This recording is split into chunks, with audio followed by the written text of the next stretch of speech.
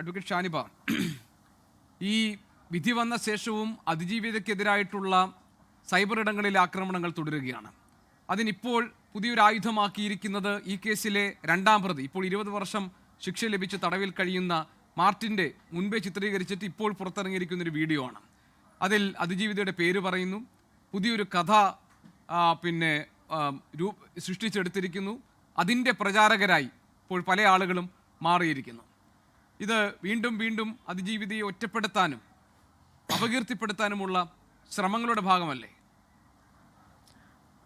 അവരെ സംബന്ധിച്ചിടത്തോളം ഇപ്പോൾ ഈ കേസിൽ ഈ ഏറ്റവും പ്രധാന പ്രതി എന്ന് പറയുന്ന ആൾ ഓഫ് കോഴ്സ് അതിൻ്റെ ആസൂത്രികനാണ്. അയാളെ വെറുതെ വിട്ടു കഴിഞ്ഞു. ഇനി അവർക്ക് ഈ സ്റ്റോറി ബൈ ചെയ്യാൻ ആൾക്കാരുണ്ട്, ഇത് മേടിക്കാൻ, ഈ കഥ മേടിക്കാൻ ഇവിടെ ആൾക്കാരുണ്ട്.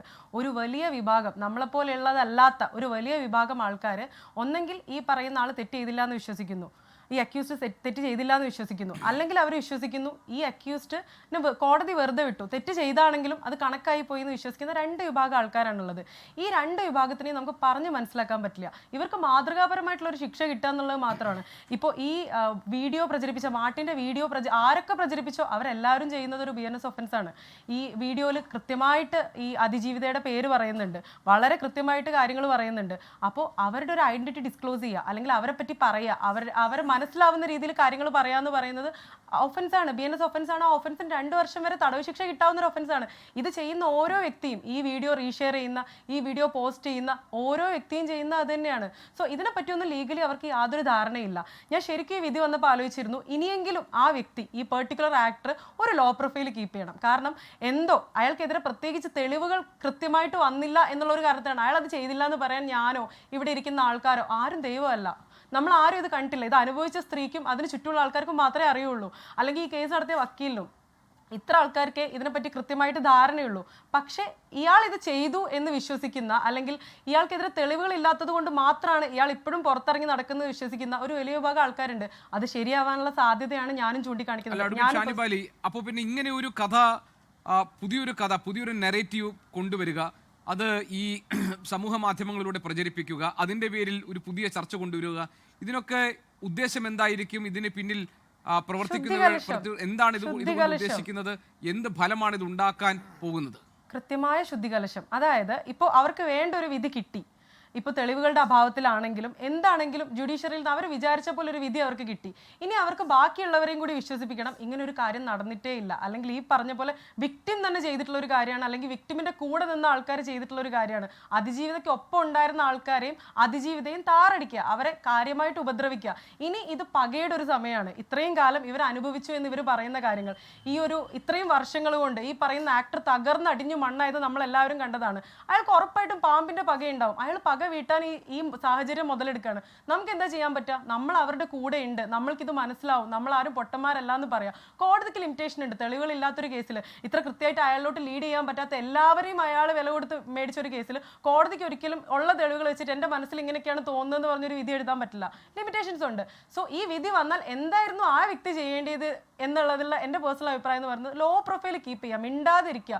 ചെയ്തോ പണി കിട്ടിയില്ലേ മിണ്ടാതിരിക്കുക. അത് ചെയ്യാതെ അതിന് പകരം ഇത് ചെയ്യുന്നത് ഉറപ്പായിട്ടും അപ്പീൽ കോടതിയിൽ ഇയാൾക്ക് ഇത് തിരിച്ചടിയാവും. അല്ല അഡ്വക്കേറ്റ് ഷാനിബ, ഇപ്പോൾ ഇതിനകത്ത് നമുക്കറിയാം, ഇതിന് ശേഷം അതിജീവിതയുടേതായിട്ടുള്ള ഒരു സ്റ്റേറ്റ്മെന്റ് പുറത്തു വന്നു കഴിഞ്ഞ കുറച്ച് ദിവസങ്ങൾക്ക് മുൻപ്. അതിൽ പറഞ്ഞതാണ്, ഇപ്പോൾ എനിക്കെതിരെ ആക്രമണം നടത്തുന്നവർ അത് തുടർന്നോളൂ, കാരണം നിങ്ങൾ പണം വാങ്ങിയെന്നത് അതിനു വേണ്ടിയാണല്ലോ, നിങ്ങൾ അതിനു വേണ്ടി തുടർന്നോളൂ. പക്ഷേ ആ നില ഇപ്പോൾ മാറിയിരിക്കുകയല്ലേ? കാരണം അതിനും അപ്പുറത്തേക്ക് കടന്ന് വിധി വന്ന ശേഷവും വീണ്ടും ഈ മാർട്ടിൻ്റെ വീഡിയോ ഒക്കെ എടുത്തിടുക, അതിനകത്ത് അതിജീവിതയുടെ പേര് പറയുന്നുണ്ട്, മാത്രമല്ല വേറെ ഒരു പുതിയ നറേറ്റീവ് ഉണ്ട്, ഇത് പ്രചരിപ്പിക്കുക.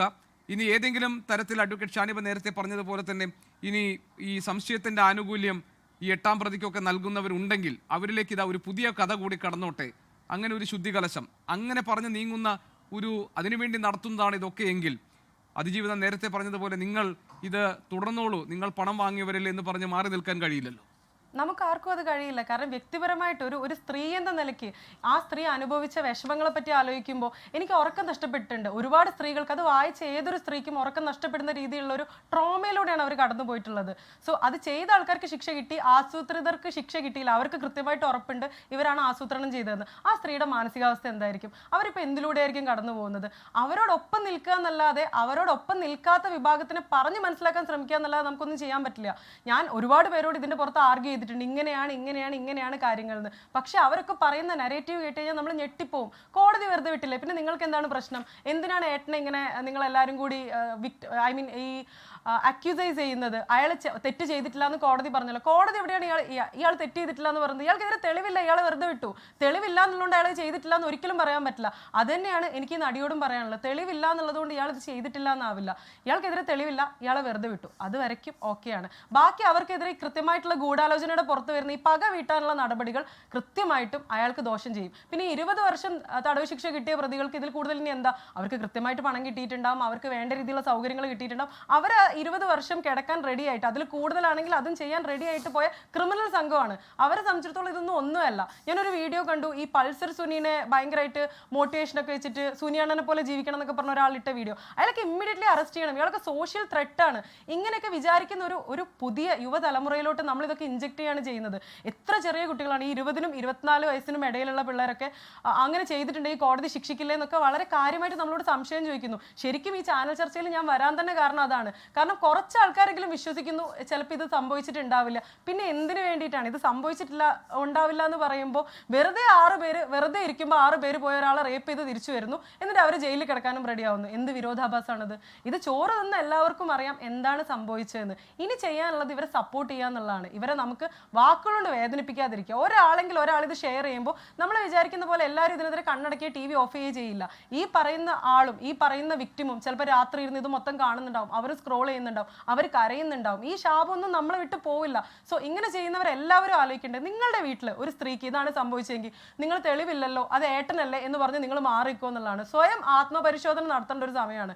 ഞാൻ ഇതിന്റെ മുൻപ് തന്നെ പറഞ്ഞാണ്, ഈ കേസിൽ ഇപ്പോൾ ജയിച്ചപ്പോൾ ഇതിന്റെ വക്കീലന്മാരുടെ ഈ കേസ് നടത്തിയ വക്കീലന്മാരുടെ ഭയങ്കര ആഘോഷ പ്രകടനം ഉണ്ടായിരുന്നു. ഞാൻ ശരിക്കും അന്ന് ആലോചിച്ചാണ്, ഈ ലോകത്ത് ഒരാൾക്കും, ആ ജഡ്ജിക്കടക്കം എനിക്കോ ജഡ്ജിനോ ആർക്കും തന്നെ ഇയാൾ ഇത് ചെയ്തു എന്നറിയില്ല. പക്ഷെ അയാളുടെ വക്കീലിന്, ആ കേസ് നടത്തിയ ആൾക്കാർക്ക് അറിയാലോ അവരെങ്ങനെയായിരിക്കും ആത്മാഭിമാനത്തോടെ സന്തോഷത്തോടെ അർമാദിക്കുന്നത് അല്ലെങ്കിൽ സന്തോഷിക്കുന്നത്. അവർക്കൊരു വിഷമം വരില്ലേ? രാത്രി ആലോചിക്കുമ്പോൾ അവർക്ക് ഇത് എനിക്ക് അറിയാമല്ലോ, എൻ്റെ വീട്ടിലൊരു സ്ത്രീക്കാണല്ലോ എന്ന് അവർക്ക് തോന്നില്ലേ? ഈ ആഘോഷത്തിൽ പങ്കാളികളായ ഓരോ മനുഷ്യനും ഇത് എൻ്റെ വീട്ടിലൊരു സ്ത്രീക്ക് സംഭവിച്ചിരുന്നെങ്കിൽ എന്ന് ആലോചിച്ചാൽ തീരാവുന്ന പ്രശ്നമേ ഇവിടെയുള്ളൂ. ലോകത്തെവിടെയായാലും ഏത് സമയത്തും 24 വാർത്തകളും ഓഗ്മെന്റഡ് റിയാലിറ്റി പാക്കേജുകളും എക്സ്പ്ലെയിനറുകളും വിശദമായി കാണാൻ ഞങ്ങളുടെ YouTube ചാനൽ നിങ്ങൾക്ക് സബ്സ്ക്രൈബ് ചെയ്യാം.